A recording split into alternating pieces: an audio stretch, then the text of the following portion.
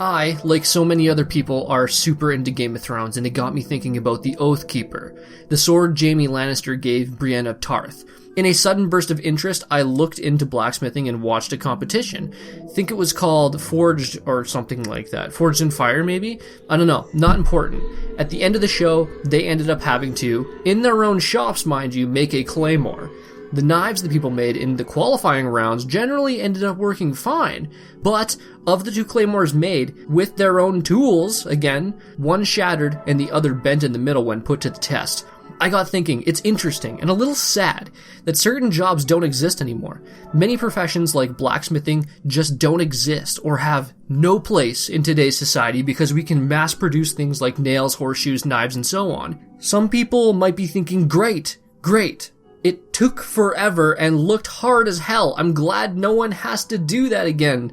And I can agree to an extent. It's great that these types of jobs can be done and done well by machines and human ingenuity.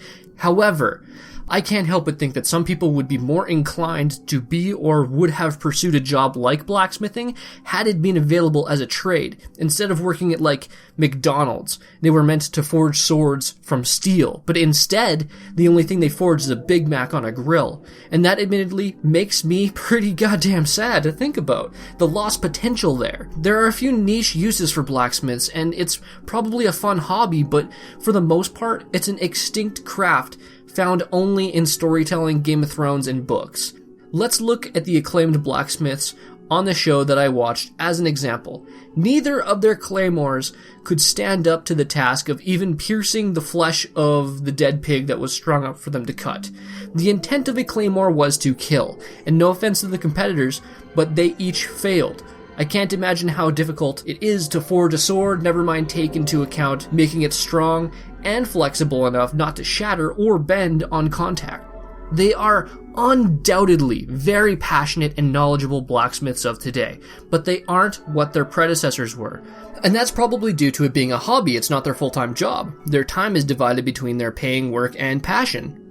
We are losing the ability to make functional weaponry and other related blacksmithing skills. In medieval times, blacksmith was one of these 7 mechanical arts, along with weaving and tailoring, agriculture, architecture and masonry, warfare and hunting, which also included military education and martial arts, trade, and then finally cooking. Notice a common trend here? Every single thing I've mentioned has evolved in one form or another. I'm not saying these things have changed for the worse. Things have become universally better than they were in every single area, but it does so at the price of a disconnect. We no longer have pride. There is no connection to the nails used to build that deck. No heart in the horseshoes that your steeds use. No pride in the sword hung on your wall. The disconnect we have from the crafted items we store, use, and wear has never been so huge. From our Nike runners to our designer glasses, the buildings we construct hundreds of meters high, to the quarter-pounder gut bombs we eat, nothing has a sense of pride in it as it once did. It only has a dollar value to us. It doesn't necessarily reflect the time, effort, and materials required and used to form those objects. It's a brand or a style. And for what? So we can brag about how much money we spent on soulless objects? I have no issue with tossing my phone aside every 2 years for a new model. If I were to show it to someone only 30 years ago, they would shit their pants on command and call me Harry motherfucking Potter. We can't lose these skills. We need to remember them. Can you imagine a world where we forgot how to make a 16th century katana? You know, the ones samurai used and are regarded as the best swords that have ever been made by human hands. There are no books on how to replicate this process. It's done through extensive training and instinct, passed on through generations and generations of artists. These things are incredibly important to protect and preserve. These are some of the only swords said to have an actual soul. And from the time it takes to make a single katana, and how masterfully crafted it was, I don't doubt that it could very well have its own soul. At the very least, the swordsmith forges a bit of themselves in every blade.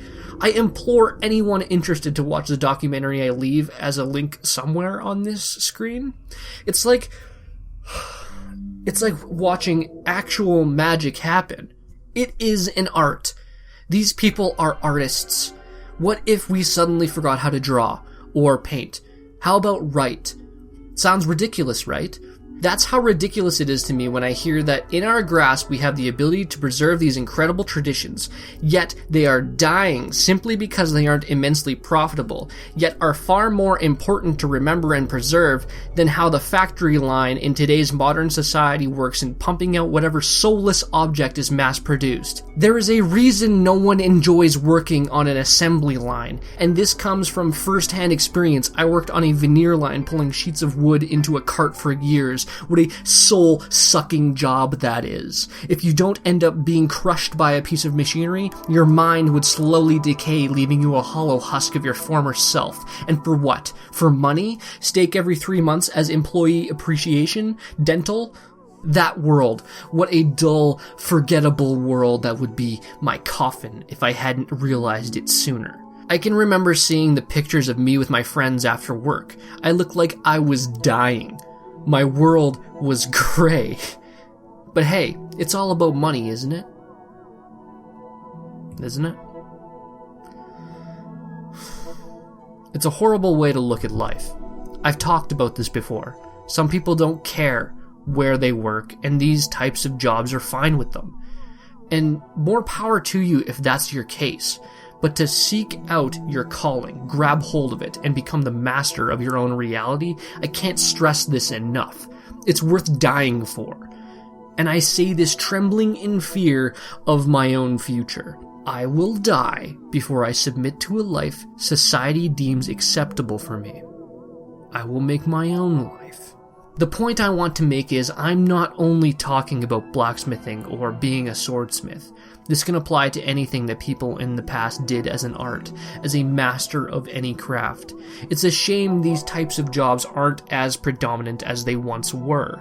I understand why, and that it's more efficient nowadays to just have a mold cast for our steak knives with a plastic handle glued on or whatever, mass-produced in some factory somewhere. But I believe there is a place for both traditional methods of these crafts in today's society as well as modern alternatives. And I believe we need to do more as a society to endorse and intrigue our youth in case they wish to pursue these types of mastercrafts. And that's all I really have to say on the topic, at least that I can think of. Thank you for listening. Thank you for watching. Have a good day. Take care. And bye.